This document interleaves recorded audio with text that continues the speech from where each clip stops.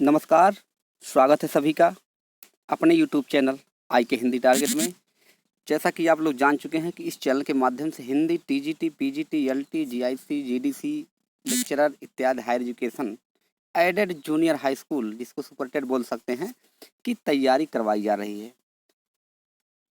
खंड लेकर प्रस्तुत हुए हैं जिसमें अब प्रश्नों की श्रृंखला को बढ़ा दिया गया है। पहले 10 प्रश्न मिलते थे, अब आपको 15 प्रश्न मिलेंगे। तो ये प्रत्येक दिन आपको मिलता रहेगा। तो चलिए बिना किसी देरी के हम प्रश्नों की तरफ चलते हैं। कल के प्रश्नों में जो सवाल था उसका जवाब देंगे, फिर आपको 15 प्रश्नों के जवाब देने होंगे। तो चलिए सब्सक्राइब अवश्य कर लें और लाइक कर दें, बेल आइकन को भी प्रेस कर दें ताकि सारे नोटिफिकेशन आपको ही प्राप्त होते रहें। तो चलिए पहला प्रश्न क्या था।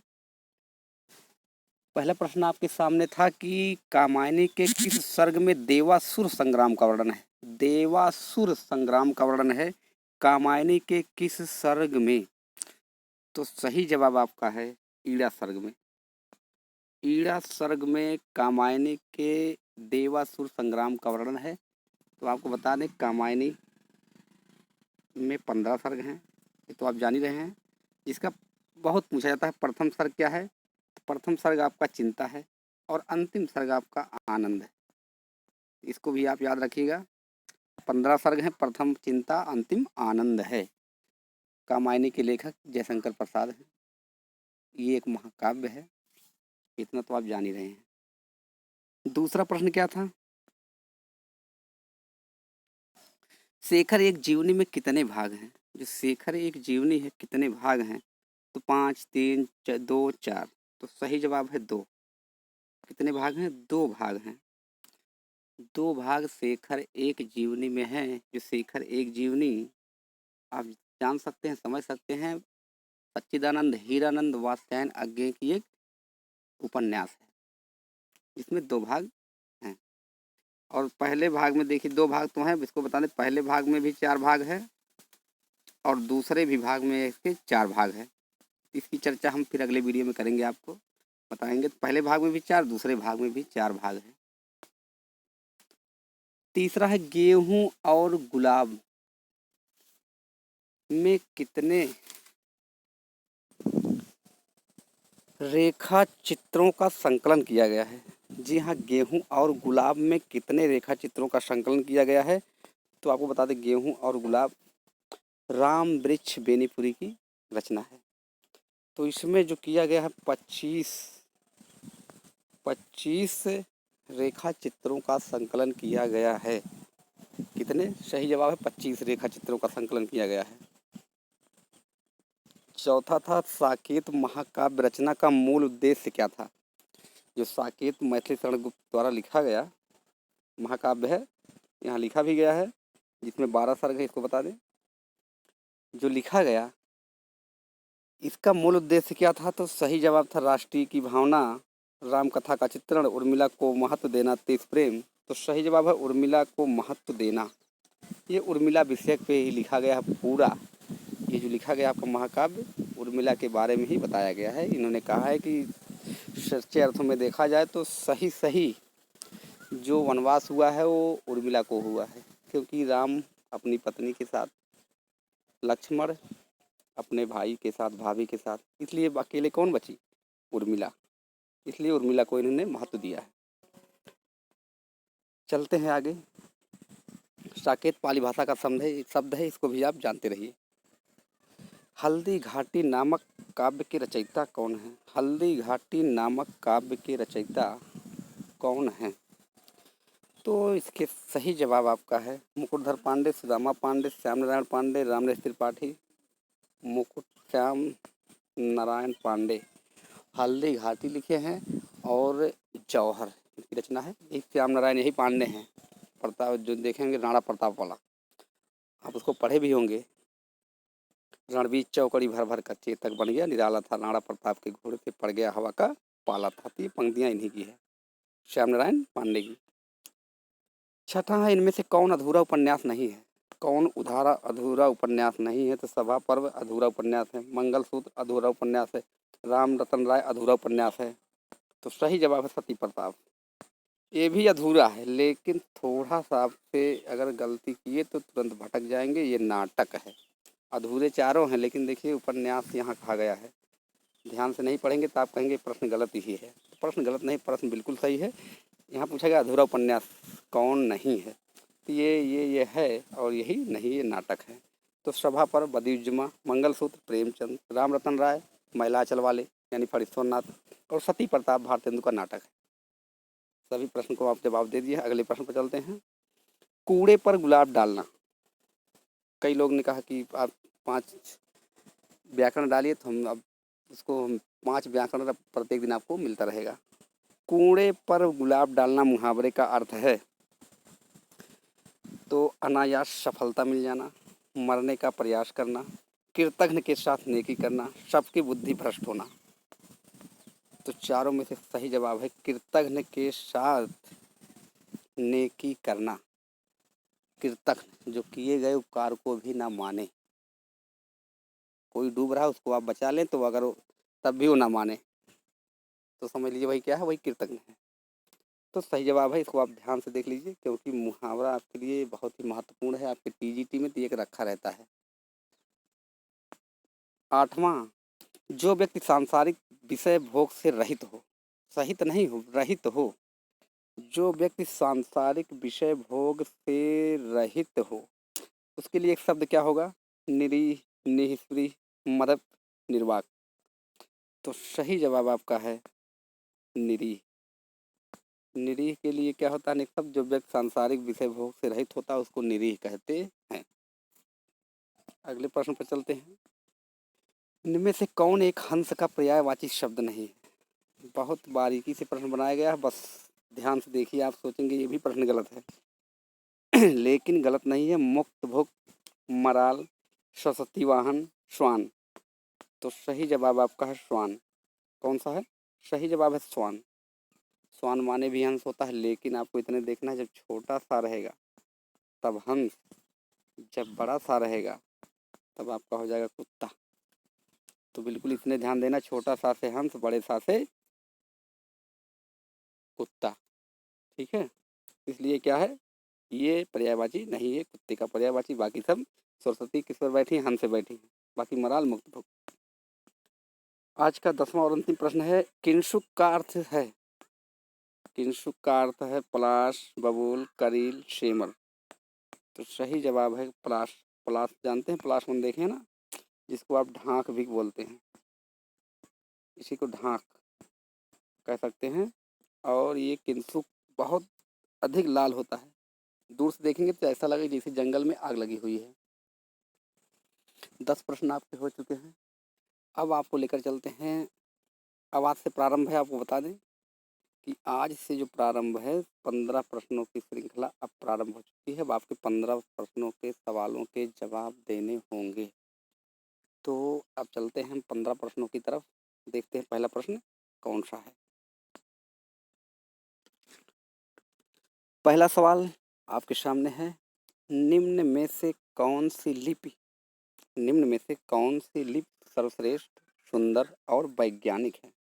कौन सी लिपि सर्वश्रेष्ठ, सुंदर और वैज्ञानिक है? सैंधव लिपि, रोमन लिपि, देवनागरी लिपि, खरोष्ठी लिपि। चारों में से है सैंधव, रोमन, देवनागरी, खरोष्ठी लिपि। तो कौन सबसे सुंदर, वैज्ञानिक और सर्वश्रेष्ठ है? दूसरा प्रश्न, हिंदी शब्दकोश के अनुसार शब्दों का सही अनुक्रम क्या होगा? हिंदी शब्दकोश में ये बहुत बार आप इसमें फंस जाते हैं। अब आज कल के बाद कभी नहीं फंसेंगे, देख लेना, जब कल आपका जवाब मिलेगा। हिंदी शब्दकोश के अनुसार शब्दों का सही अनुक्रम क्या होगा? शकल, संतान, सक्षम, सचल। संतान, सकल, सचल, सक्षम। संतान, सक्षम, सचल, सकल। संतान, सकल, सक्षम, सचल। तो चारों है, तो इस शब्दकोश के अनुसार कौन इसमें से सही जवाब है? ये सही है कि ये सही है कि ये सही है कि ये? चारों में से कौन सही है? तीसरा प्रश्न है। वर्ण शब्द का अर्थ नहीं होता। जो वर्ण है उसका एक अर्थ नहीं होता। रंग, आकाश, जात, अक्षर। रंग, आकाश, जात, अक्षर। कौन एक शब्द नहीं होता? आपको बताने होंगे। कोई शब्द जब तक किसी वाक्य का अंश नहीं बन जाता, कोई शब्द जब तक किसी वाक्य का अंश नहीं बन जाता तब तक वह शब्द रहता है। ये तो सत्य है। जब वह वाक्य में प्रयुक्त हो जाता है तब उसे क्या कहते हैं? जब तक कोई शब्द किसी वाक्य का अंश नहीं बनता तब तक वह शब्द रहता है। ये तो सही। जैसे आपने यहाँ लिख दिया कमल, जैसे मान लीजिए यहाँ लिखा ही है, जैसे यहाँ लिखा है पद, ये एक शब्द है। वाक्य, ये एक शब्द है। तो इसी तरह से है। लेकिन जब इसको पूरा वाक्य में कर देंगे तब वो जाके क्या तब बन जाता है। यही पूछ रहा है कि कोई शब्द जब तक किसी वाक्य का अंश नहीं बन जाता तब तक वह शब्द रहता है। जब वह वाक्य में प्रयुक्त हो जाता है तब उसे क्या कहते हैं? तो पद कहते हैं, युक्त वाक्य कहते हैं, संयुक्त शब्द कहते हैं, वाक्य कहते हैं। इनमें से क्या कहते हैं आपको बताने होंगे। 5वां प्रश्न है शब्दकोश में आ। ये आ जो विदेशी इसको बोलते हैं, विदेशी स्वर है ये, जिसको हम बोल सकते हैं आगत स्वर है, विदेशी स्वर है, मेहमान स्वर है, विदेशज स्वर है। तो ये आ जो आपका आया है तो किसके बाद आता है? आ किसके बाद आता है? शब्दकोश में किसके बाद आता है? तो छोटा आ के बाद, यानी जिसको आ बोलते हैं, अंग के बाद, आ के बाद, आह के बाद। तो किसके बाद आता है ये आपको बताना है ध्यान से। 6ठा प्रश्न है गुरु के समीप रहने वाला विद्यार्थी के लिए एक शब्द, यानी जो गुरु के समीप रहता है उसके लिए एक शब्द क्या है? शिष्य, गुरुकुल, अंतेवासी, ब्रह्मचारी। शिष्य, गुरुकुल, अंतेवासी, ब्रह्मचारी। प्रश्नों को ध्यान से देखिए, आगे चलें।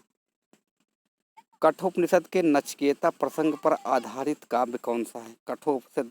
कठोपनिषद के नचिकेता प्रसंग पर आधारित कौन सा काव्य है? तो रामचरितमानस, आत्मजयी, अंधेरे में संशय की एक रात। रामचरितमानस, आत्मजयी, अंधेरे में संशय की एक रात। 8वां क्या है? प्रथम सरस्वती सम्मान किस वर्ष प्रदान किया गया? प्रथम सरस्वती सम्मान किस वर्ष प्रदान किया गया? 1982, 1968, 1991, 1955। 82, 68, 91, 55। तो किस वर्ष पर किया गया? प्रश्नों को ध्यान से देखिए और सही जवाब दीजिए। महादेवी वर्मा की कविता में कौन सा तत्व नहीं मिलता? महादेवी वर्मा की जो कविताएं लिखी हैं उसमें कौन सा तत्व नहीं मिलता? तो अलौकिकता, अलौकिक प्रेम, करुणा, रहस्यवाद, वेदना भाव। करुणा, रहस्यवाद, वेदना भाव, अलौकिक प्रेम। तो कौन सा नहीं मिलता ये भी आपको बताना है। और आपको इसलिए प्रश्न दिया जाता है 15 की, आपको मौका रहता है लगभग 24 घंटे का, ताकि आप प्रश्नों को ढूंढें, आपका थोड़ा दिमाग खर्च हो। खर्च होने का मतलब आप उसको देखिए कहाँ ये प्रश्न है, कहाँ से मिला है, ताकि आप जब प्रश्न को ढूंढेंगे, खोज किए और कमेंट बॉक्स में लिख कर बताएंगे तो प्रश्न आपके पूरे जीवन में जब तक आप हैं तब तक वो कभी नहीं भूलेगा। नहीं तो बस ऐसे ऊपर से देख लिए, इसका कोई मतलब नहीं होता। फिर इसके बाद उसको बढ़िया से देखिए और रटिए, उसको लिख लीजिए। नहीं तो फिर वीडियो को पीछे जाएंगे, फिर देखेंगे, हो सकता फिर ना मिले। तो आप ध्यान से करिए। प्रिप्रवास की राधा की प्रमुख विशेषता है। जो प्रिप्रवास की राधा है, प्रिप्रवास हरिवंश की है, अयोध्या सिंह उपाध्याय हरिऔध की जो रचना है प्रिप्रवास, उसकी जो राधा है उनकी प्रमुख विशेषता क्या है? भावुक होना, गृहिणी होना, लोक सेविका होना, प्रेमिका होना। तो भावुक होना, गृहिणी होना, लोक सेविका होना, प्रेमिका होना, तो उनकी क्या प्रमुख विशेषता है? 4 ऑप्शन आपके सामने रखे हैं, जो सही है, जो सटीक है, उसको जवाब दीजिए। 11, प्रश्न नंबर 11 आज देख लीजिए, 15 तक हम लेकर चलेंगे आपको। बिल्कुल 5 प्रश्न बढ़ा दिए हैं, फिर 5 बढ़ जाएगा, 20 हो जाएगा, और फिर 5 बढ़ जाएगा। आपका 5-6 दिन के अंदर प्रश्नों की संख्या बढ़ती चली जाएगी। और 1 महीना है जूनियर सुपर टेट के लिए, बिल्कुल आप लगे रहिए, आपको बहुत फ़ायदा मिलने वाला है, होने वाला है। तार यहाँ लिखा गया सप्तक के कवि किसी एक स्कूल के नहीं हैं। सप्तक के कवि किसी एक स्कूल के नहीं हैं, यह कथन किसका है? तार सप्तक है या तत्सप्तक है, वो कह रहे हैं किसी एक स्कूल के नहीं हैं। मुक्तिबोध कथन किसका है? धर्मवीर भारती, अज्ञेय, रामविलास शर्मा। तो मुक्तिबोध, धर्मवीर भारती, अज्ञेय, रामविलास शर्मा। 12वां प्रश्न यानी 12वां प्रश्न, 2020 का हिंदी साहित्य अकादमी पुरस्कार किसे मिला? अभी हाल ही मिला है, आप लोग इसे हमारे हिसाब से जान चुके हैं, नहीं जाने तो बता देंगे। किसे मिला? राधिका रमण प्रसाद सिंह को, अनामिका को, ममता कालिया को, नासिरा शर्मा को। तो किसको मिला 2020 का हिंदी साहित्य अकादमी पुरस्कार, किसे मिला? तो राधिका, अनामिका, ममता कालिया, नासिरा शर्मा। 13, प्रश्न नंबर 13, धर्मवीर भारती का नाटक, धर्मवीर भारती यहाँ नहीं लिखा गया है लेकिन जान लीजिए, धर्मवीर का नाटक अंधा युग का नायक कौन है? जो धर्मवीर नाटक लिखे हैं धर्मवीर भारती, अंधायुग, उसका नायक कौन है? यहाँ तो आपको एक प्रश्न मिल गया, अंधायुग क्या है? नाटक है। अंधायुग किसका है? धर्मवीर का है। ये तो 2 प्रश्न आपके बन गए। तीसरा क्या है? नायक कौन है? तो नायक इसी में से होंगे, आपको खोजने की जरूरत नहीं, यहाँ देखो चारों रखे गए हैं। तो नायक कौन है? युधिष्ठिर, अश्वत्थामा, धृतराष्ट्र धृतराष्ट्र और भीम। युधिष्ठिर, अश्वत्थामा, धृतराष्ट्र और भीम, चारों में से कौन है? जवाब दीजिए। 14 प्रश्न, प्रतिभा को शक्ति किसने कहा? प्रतिभा को शक्ति किसने कहा है? किसी ने जरूर कहा, इसलिए यहाँ प्रश्न आया है। Rajshekhar, Vaman, Vishwanath photo frame. ये क्या विश्वनाथ फोटो फ्रेम आ गया है, यहाँ मिस्टेक हो गया है, तो आपको यहाँ फोटो फ्रेम व्रेम कुछ नहीं करना है। ये देखो हो जाता है लिखते वक्त मिस्टेक, और प्रिंट जो है वो हो जाता है। तो यहाँ आपको इसको पूरी तरह से क्या कर देंगे, इसको मिटाना नहीं है, इसका ऐसे कर दीजिए, बाकी आपको दिख रहा है। ठीक है, यहाँ फोटो प्रेस नहीं है, अब सही है। ठीक है, अब प्रतिभा को शक्ति किसने कहा? तो राजशेखर, वामन, विश्वनाथ और मम्मट। तो चारों में से कौन कहे हैं, वो आप जवाब दीजिए। लास्ट प्रश्न, 15वां प्रश्न है क्या, इसको देखिए। वंशस्थ छंद के प्रत्येक चरण में कितने वर्ण होते हैं? जो वंशस्थ छंद है ये वर्णिक है, इसलिए यहाँ वर्ण पूछा गया, मात्रा नहीं पूछा गया। पहले इसको ध्यान दीजिए। एक प्रश्न आपका हो गया कि वंशस्थ वर्णिक छंद है, कितने चरण में कितने वर्ण होते हैं? तो 11 वर्ण, 12 वर्ण, 13 वर्ण, 14 वर्ण। तो 11, 12, 13, 14 कितने वर्ण होते हैं, ये आपको बताना है। 15 प्रश्न आपके पूरे हो चुके हैं। तो इसी तरह से आप प्रत्येक दिन 15 प्रश्नों की श्रृंखला आपको मिलती रहेगी और आप तैयारी करते रहिए। तो आज के लिए इतना ही, फिर मिलते हैं कल इसी समय। तब तक के लिए धन्यवाद।